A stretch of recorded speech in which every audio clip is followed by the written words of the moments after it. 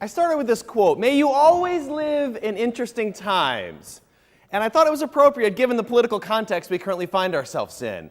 Donald Trump has changed things. He's changed the political landscape, as Dr. Chad talked about. He's interesting. Like he consumes all of our time, all of the media. We want to watch him. We want to learn more about him. I don't know about you, but when I open the paper in the morning, I find myself looking to see, is there an article about Donald Trump? And if there isn't an article, I'm secretly a little sad, right? Because it's kind of fun. And the reality of that is that he's dominating our political system. Well, there's one negative effect of that, is that because we're only talking about Donald Trump, we're not talking about what's happening outside of the United States. And I think we're missing a story, an important story, a story that speaks to Donald Trump and how this happened. We in America, we feel that we're unique, that there's something different about us, that we're the only ones struggling to understand how this individual, who at the beginning nobody said could win, is suddenly the nominee for one of the most powerful and historic political parties in the world. Well, I'm here to tell you, you're not alone. There are Donald Trumps popping up all over the world. In short, there's a lot of Donald Trumps around. And what's interesting is that Donald Trump was actually late to the World Donald Trump Party. Now, he's not going to admit that, right? But there are a variety of other people who've been playing this game for a long time. It's almost as if there was a global rainstorm. And instead of beautiful flowers bubbling up, Donald Trumps are bubbling up all over the place, except for in Canada, who recently elected Justin Trudeau. And if you don't know anything about him, you should read about him. I have a total man crush on Justin Trudeau. You should see the diversity of his cabinet, right? I mean, this is exciting stuff. But elsewhere, we're seeing lots and lots of Donald Trumps. Now, what do these global Donald Trumps have in common? Well, as Dr. Chad talked about, they're riding a wave of populist anger. They're angry at the economic system. They're angry at the political system. They're using very nationalistic rhetoric. Also, they're entertaining. They're larger-than-life personalities. Most of them are men. Not all. Most of them are men. And these men are not afraid to talk about their masculinity and their sexuality and their large fingers. They also are usually against immigration. That's one of the central campaign points, is against open immigration. And many of them are anti-Islam. So what we're seeing is this very, very interesting dynamic globally. We think it's just the United States. The reality is I think this is playing out at a systemic level. So what I want to do today is I want to spend the next 10 to 15 minutes introducing you to some of these global Donald Trumps, and then also explaining some of the global factors that I think help us understand how we've come to this moment. I'm also going to take you back in history ever so briefly and talk about another era that's very remarkably similar to what we're experiencing today. And that's before World War I. Very similar dynamics that I think help us understand what's playing out. But I know what you really want to do. You want to bring on the global Trumps. All right. So we need to start in the Philippines. The Philippines, a couple weeks ago, elected this guy, Rodrigo Duterte. He's a long-standing politician in the Philippines, but he's never risen to the high level of office of president, mayor, more lower-level positions. Now, what's interesting about him is that he uses very similar rhetoric or approach as Donald Trump does. So like many politicians, he talks about getting tough on crime. He's going to get tough on crime. Although he's talking about, like, killing criminals. I would kill all of you, insert F-bomb, making the life of the Filipinos miserable. So when he's interviewed, he's talking about killing common criminals. When he was asked by a reporter, what would he do if Congress impeached him? I'll close Congress. And I'll take all the money and I'll give it to the teachers, right? Always give it to the teachers. That's good politics. He regularly boasts about his sexual prowess. And in this rant, he was talking about his two girlfriends, right? He's got two girlfriends now. They're housed not in a condo, not in the houses in the Green Hills. They're in a boarding house. Just 1,500 pesos a month, right? So he's arguing he's got lots of girlfriends, and they're relatively inexpensive. That message, you couldn't say that years ago, right? It's interesting to understand that our global discourse about what's appropriate campaigning has changed. All right, and then the last comment. The Pope came to the Philippines. Anytime the Pope comes, there's going to be traffic jams.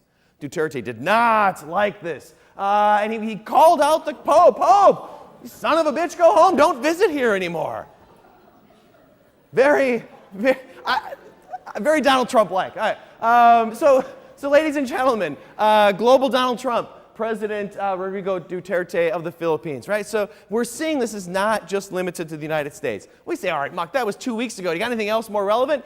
Yesterday in Austria just had their presidential elections, and they almost elected this guy, Norbert Hofer. So he lost the election. It was like 50.3 to 49.7. It was so close, less than 30,000 votes. Defeated this, a member from the Green Party defeated him, but it was so close. And why that matters, this would have been the first time since the Nazis that an extreme far-right candidate would have become a head of state. So they were that close to electing an extreme far-right party in Austria. Somebody else, when he initially ran, they said he has no chance of winning in Austria. Never gonna make it through the political process. Almost wins. His campaign, he ran on Austria first. He was going to stop the invasion of Muslims. And he was going to build a fence on Austria's southern border. Not a wall. He ran with fence. Semantic difference, right? So you see some parallels here, right? They're using the same type of arguments. And I would argue this is playing out across Europe. So Marine Le Pen is a candidate in France who many polls say that if the French presidential election right now were to be held, she might win. So she's been making far-right arguments for a long time. Popping up all throughout Europe, another prominent individual in the government of Netherlands is Geert Wilders, who has made a number of anti-Islamic statements, arguing against open immigration, arguing against globalization, arguing against Islam. Not seeing any nuance or distinction between terrorism and Islam.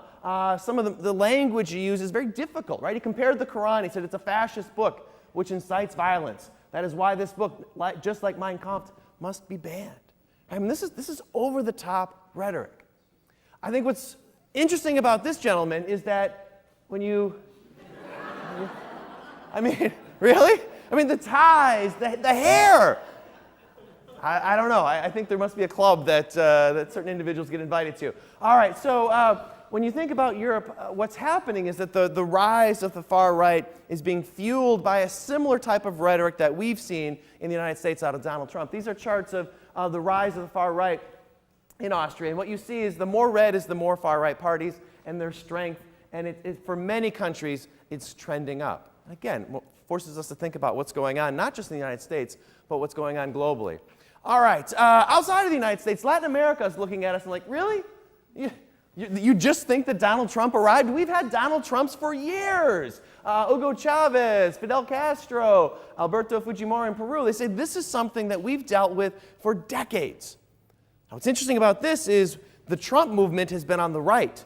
Populism in Latin America has been on the left. But I think it suggests that it doesn't have to be a partisan issue. You get candidates like this on both the left and the right. Interestingly, Brazil recently impeached their president, Dilma Rousseff, and the vice president, who now is going to take over, some think might move in the direction of Donald Trump. He's a right-leaning candidate and say that he has some tendencies. But my favorite case of Donald Trump in Latin America is the president of Ecuador, Rafael Correa. Like Donald Trump, he loves Twitter. I mean, he has Twitter wars all the time. He's known for trolling Facebook and Twitter to find those that are criticizing him. Just random people. And then he brings their names up at press conferences. So it'll be like if I said something bad about Obama, and then at Obama's press conference the next day, he's like, oh, Muck said all this stuff. He does this. He'll call people out from Twitter and Facebook. More recently, he had a Twitter war with John Oliver. So John Oliver had a segment on him, attacking him and his practices and the way he runs government, and he went to Twitter. And they've been going back and forth on Twitter. But I think the aspect of the example that captures him the best is this picture down here.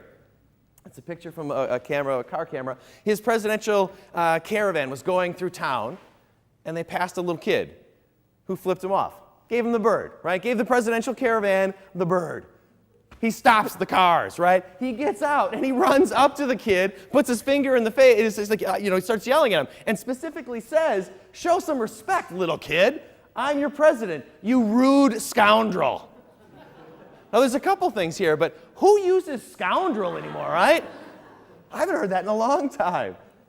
All right, big picture here, though. As we zoom out, I think the reality is that we need to realize we're not alone in this dynamic.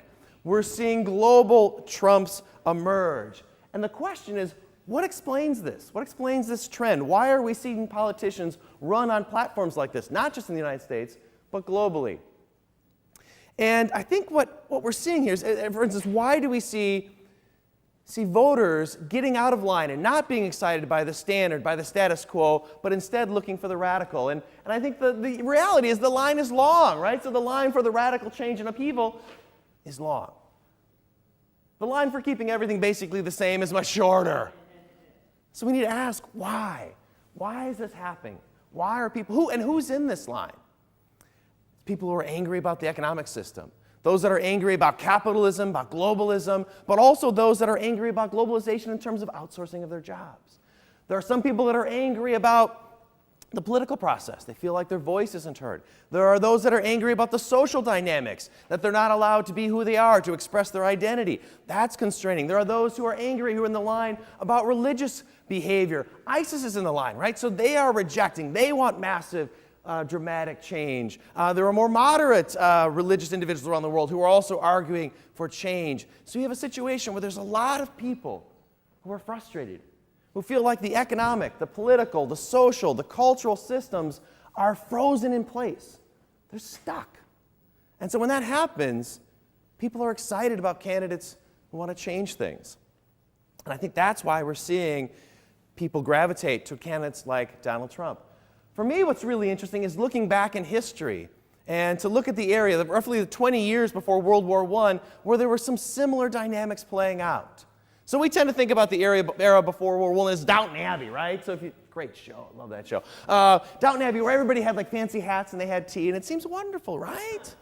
No, prior to World War I, there was massive income inequality. There was a lack of political participation. People were frustrated with their political process, domestically and globally. There was an anger and a frustration with the social system. So this was the time of the temperance movement. So no alcohol. That'll make somebody cranky, right? The social systems were not allowing people to express themselves in a variety of ways, and there was this sense of social anxiety. There was also a global terrorist movement. They were called the anarchists. And in the 20 years prior to World War I, they killed 6 heads of state. So we've got a lot of violence, terrorist violence that plays out now, but 6 heads of state. Think about what that would do today and how fearful people would be. People were fearful at that time. And how that played out is there was a fear of foreigners. Countries shut down borders, less travel, less immigration. Judge those who live outside of your border. So think about that time period. Income inequality, political frustration, social coercion, global terrorism, a fear of foreigners, shutting down borders. I mean, it sounds a lot like what we're experiencing today. I think that should give us pause. I like to use the metaphor of an earthquake, right? So, and that helps us understand what's going on. So you've got forces like tectonic plates that are coming together, pushing against each other. And the question is, how is that going to play out? There's going to be an earthquake, but is it going to be a bunch of little earthquakes that the system can weather? Or is it going to be the big one? And when you think about global candidates, Donald Trump and others around the world, they're arguing for big change. And sometimes big change can be good, but sometimes it can be very dangerous. When World War I started, there was a sense of relief among many to say like, all right, good, at least now something's going to happen. There's going to be some change. I would argue that was a very dangerous change. So as we think about where our system is, both domestically and internationally, I think it's useful to think about finding ways to release some of those tensions, economic, political, social tensions, so that we don't have the big one, so that we don't fall off the edge of the cliff. But again, you're not alone. There's Donald Trumps all over the world. Thank you.